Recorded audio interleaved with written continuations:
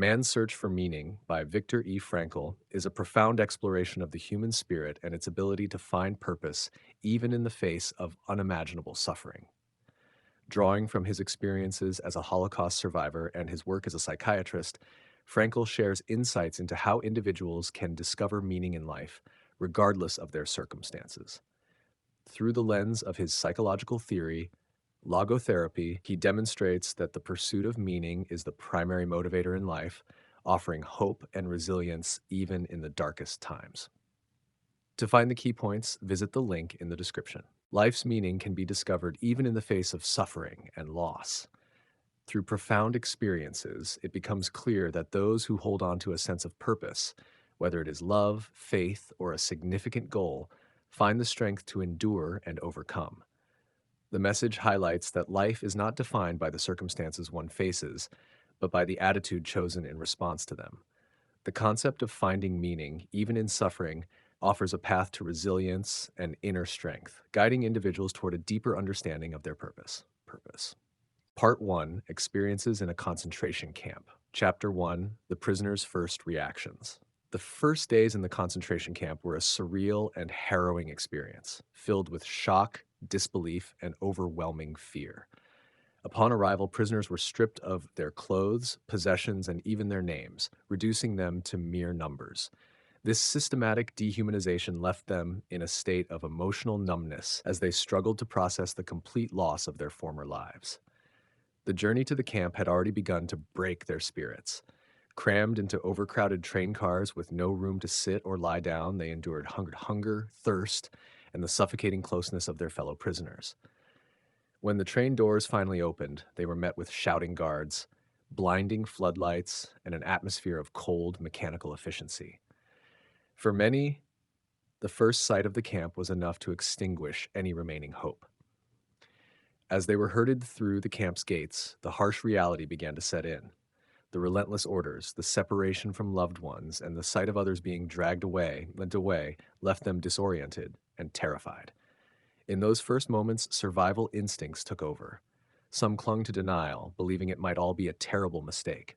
Others felt despair creeping in, a deep, gnawing realization that this was their new reality. To cope with the shock, many prisoners unconsciously detached themselves emotionally.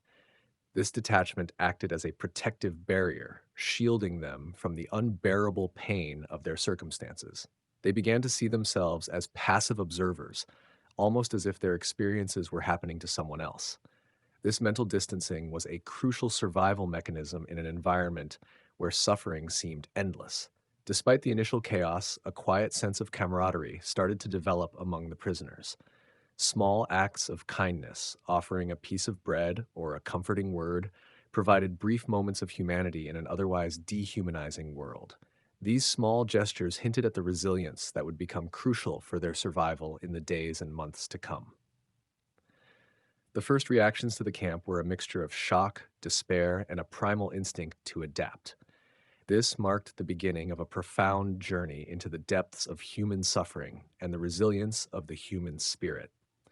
For the prisoners, this was not just a test of physical endurance, but a struggle to maintain a sense of purpose and humanity in the face of unimaginable adversity. Chapter 2, The Phase of Apathy. As the days turned into weeks, the prisoners began to experience a new psychological phase, apathy. This was a survival response to the overwhelming brutality and hopelessness that permeated the concentration camp. At first, many had entered the camp with a sense of disbelief, shock, and a desperate hope that their suffering would be short-lived. But as the weeks dragged on, reality set in. The once shocking horrors became an everyday part of their existence. Apathy emerged as a defense mechanism.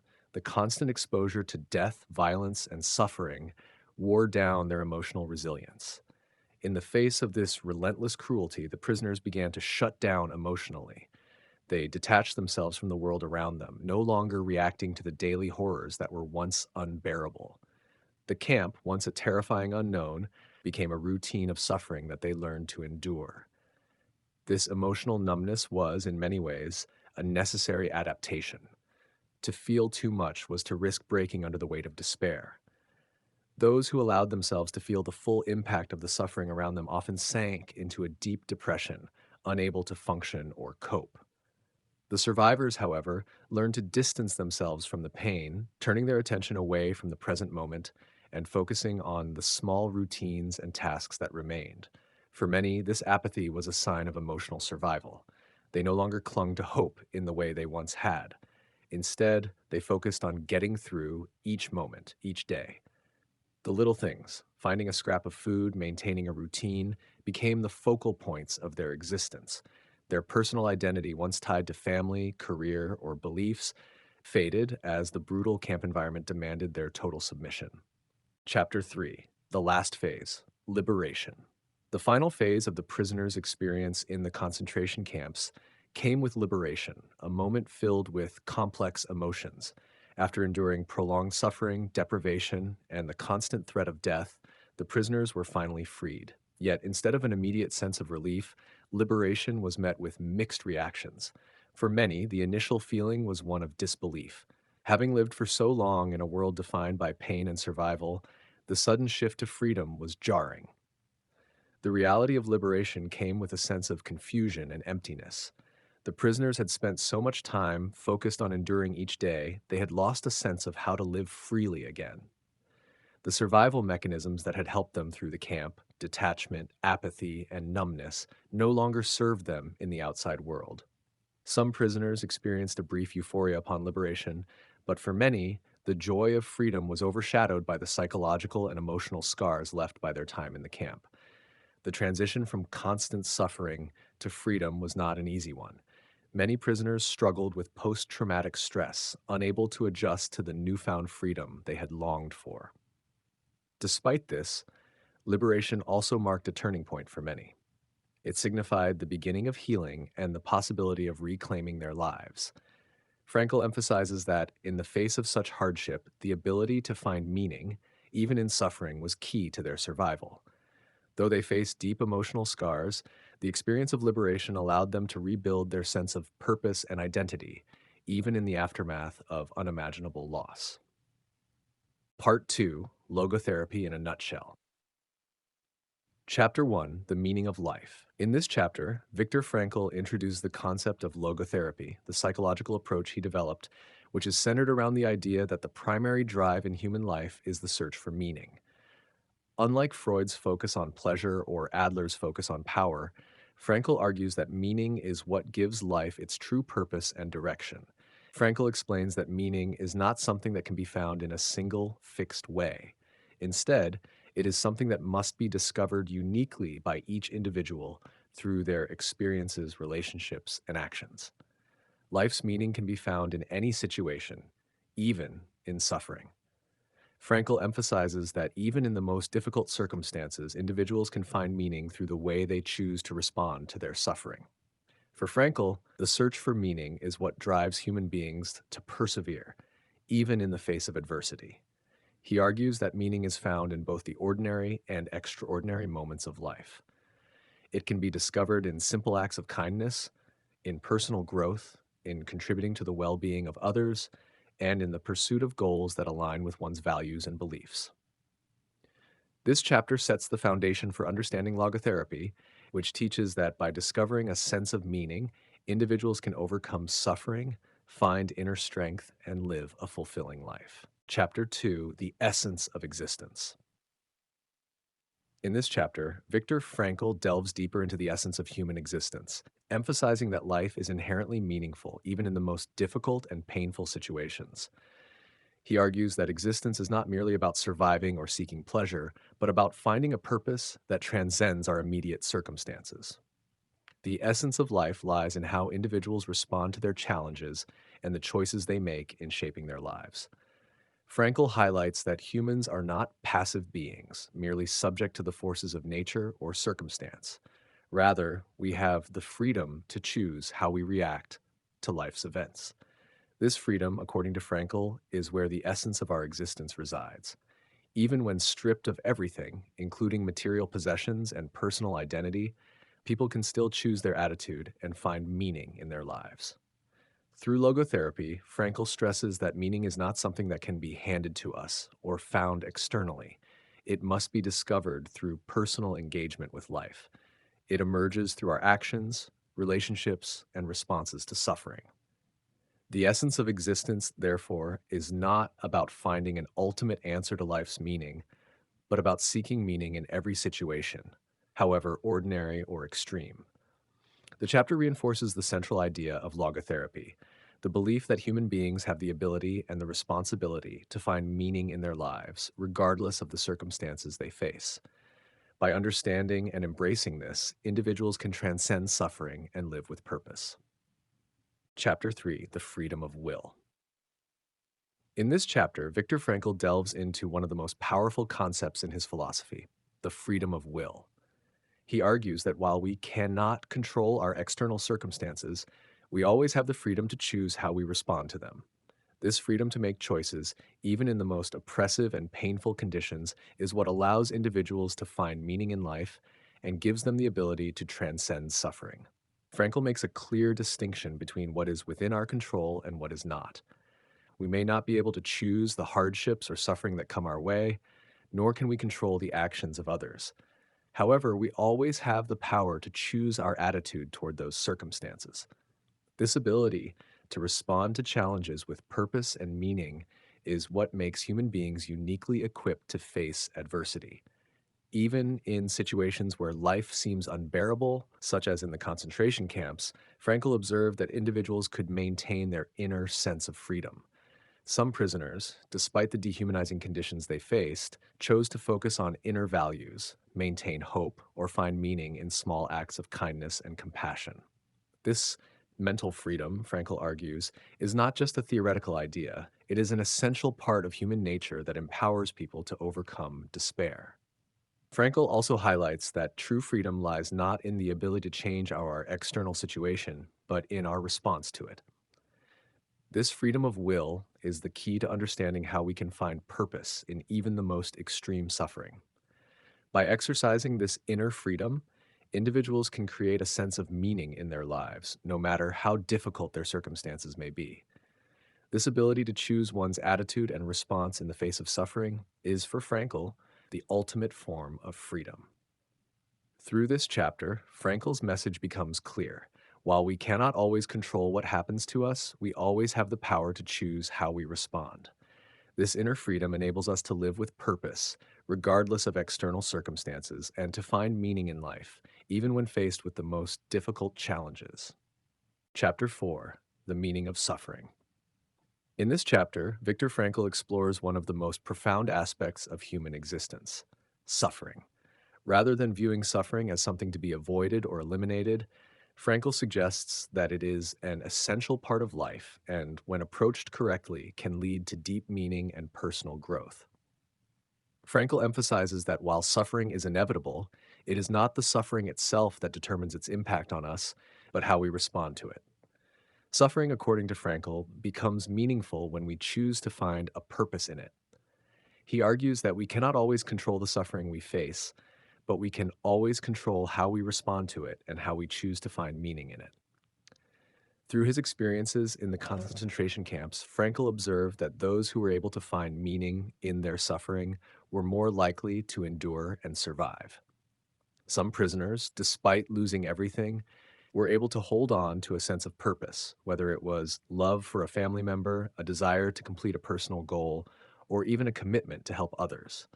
By focusing on these sources of meaning, they found strength and hope, even in the most unbearable circumstances.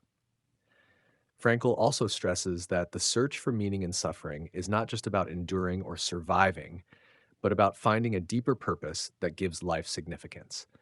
For instance, the suffering one experiences in life can become a means of growth, allowing individuals to gain a new perspective, deepen their empathy, and develop greater resilience. When suffering is seen as something that can be understood or transformed, it can provide an opportunity for spiritual or emotional development. The key message of this chapter is that suffering, while unavoidable, is not pointless. It can be a powerful source of meaning if approached with the right mindset. Frankl teaches that when we face suffering with courage, dignity, and a sense of purpose, we can transform even the most painful experiences into meaningful aspects of our lives. This perspective on suffering becomes an essential part of logotherapy, helping individuals find hope and resilience in the face of life's inevitable challenges. Chapter 5: The Super Meaning. In this chapter, Viktor Frankl introduces the concept of the super meaning, a higher and more transcendent understanding of life's purpose that extends beyond the immediate and individual experiences. While the search for meaning is a deeply personal journey, Frankl suggests that there is a broader, more universal meaning that encompasses all human existence, what he calls the super meaning. Frankl explains that the super meaning is not something that can be easily grasped by individuals or reduced to simple explanations. It is a kind of ultimate meaning that transcends our limited understanding and is often beyond our ability to fully comprehend. This meaning is not defined by specific goals or achievements, but is an overarching sense of purpose that gives coherence and direction to life as a whole. It is a mystery that each person must approach in their own way, with the understanding that some aspects of life may remain unknowable. The idea of the super meaning suggests that life has a purpose that goes beyond what we can directly perceive or understand. Even in the most difficult and painful experiences, Frankl argues, there is a larger context that we may not be able to fully grasp, but that still gives our lives significance. It is a call to trust that, despite the suffering and challenges we face, there is an overarching meaning to life that may only be revealed through our personal struggles and growth. Frankl also notes that the super meaning is not an abstract or detached concept. It is rooted in the real and practical experiences of life. The search for this deeper meaning requires an openness to life's mysteries and a willingness to confront suffering, as it is often through overcoming hardship that we come to understand our lives' greater significance.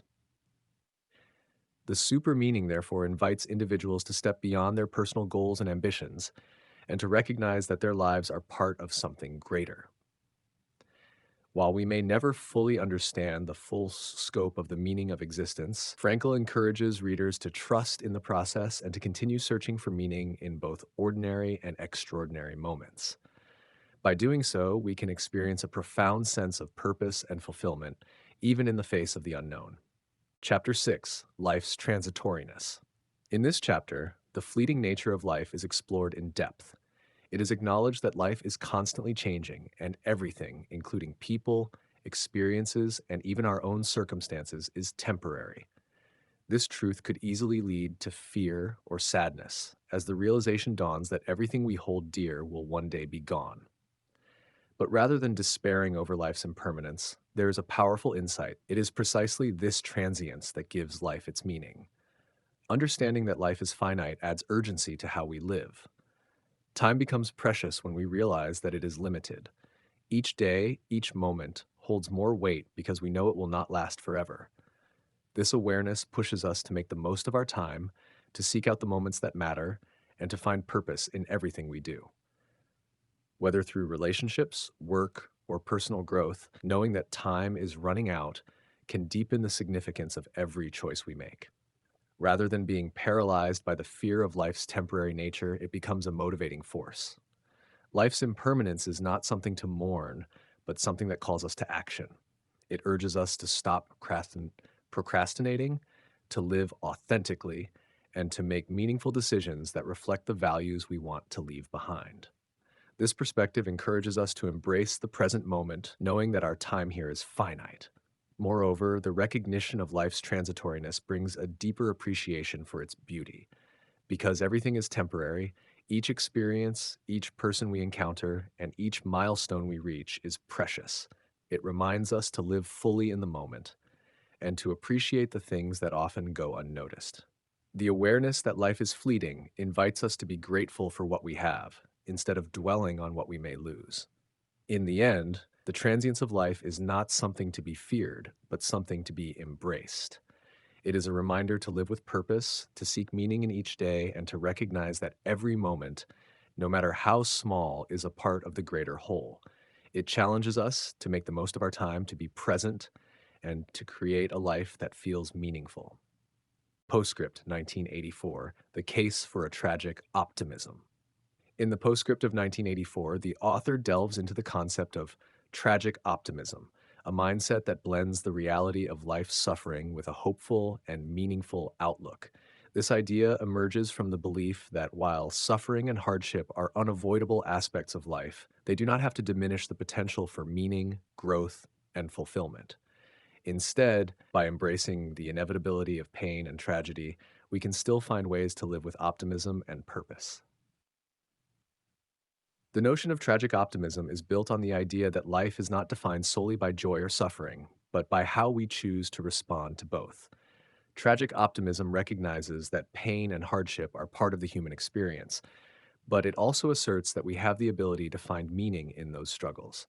This does not mean denying or ignoring the reality of suffering, but rather accepting it as an inherent part of life, while choosing to focus on the potential for personal growth, hope, and resilience that can arise from it. Frankl argues that tragic optimism is essential for living a life that is both meaningful and fulfilling. It allows individuals to face the harsh realities of existence with courage and dignity, knowing that while they cannot always control the suffering they experience, they can choose their response. By embracing this mindset, individuals can continue to search for meaning in every situation, even in the face of tragedy and loss. It is through this mindset that people can achieve a deeper understanding of their lives and find ways to create meaning, no matter how difficult the circumstances.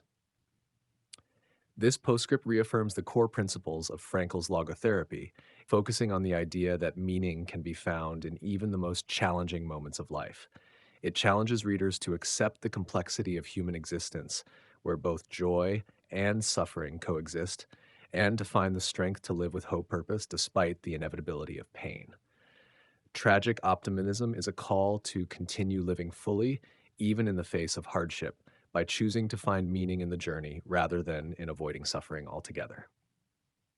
In conclusion, the book offers powerful lessons on how to find meaning in life, even during the most difficult times. It teaches us that no matter what happens to us, we always have the power to choose how we respond. Life will bring both happiness and suffering, but it is how we deal with those challenges that gives our life purpose. The key message is that life is not just about avoiding pain or seeking pleasure. Instead, it's about finding meaning in everything we experience. Suffering, while hard, can lead to personal growth if we approach it with the right mindset. By focusing on what we can control, our attitude and choices, we can discover deeper meaning in every moment. The idea of tragic optimism reminds us that we don't need to be afraid of life's hardships. Instead, we can embrace them, knowing that they are part of the journey. Even in our darkest moments, there is always a chance to find hope, purpose, and a reason to keep moving forward. In the end, the book shows us that we are never powerless. We can always find meaning in life, no matter how tough things get. The choice is ours to live with hope, embrace life's challenges, and make every moment count. Thank you so much for watching. I really appreciate you taking the time to join me. If you found the video helpful, please like, subscribe, and share it with others. I'd love to hear your thoughts, so feel free to leave a comment.